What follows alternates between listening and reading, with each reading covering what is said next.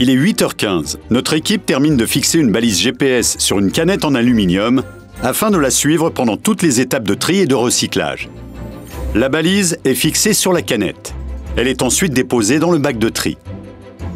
Les rippers récupèrent les emballages triés et embarquent notre canette. Ils poursuivent leur tournée. Une fois leur collecte terminée, ils se dirigent vers le centre de tri à 15 km de là. Grâce à notre balise, nous la suivons à la trace. Le camion arrive dans le centre de tri. Les emballages collectés sont pesés, puis déchargés. Ils vont être séparés par famille de matériaux au cours de différentes étapes. Le tri optique, manuel et mécanique, avec notamment la machine à courant de Foucault pour récupérer les emballages en aluminium.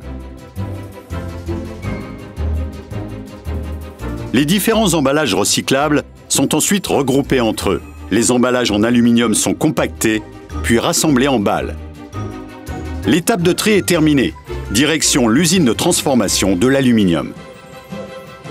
Les balles sont réceptionnées et chargées dans des fours rotatifs afin de brûler les laques présentes sur les boîtes. L'aluminium liquide est ensuite transvasé dans un autre four pour être élaboré et purifié. Cet aluminium est coulé et refroidi pour se transformer en plaques.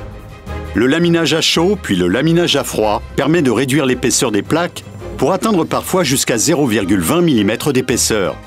Les bandes d'aluminium sont alors enroulées dans des bobines qui seront acheminées chez des industriels qui les retransformeront en canettes. Dans d'autres usines, l'aluminium sera transformé afin de fabriquer des pièces pour l'automobile ou l'aéronautique.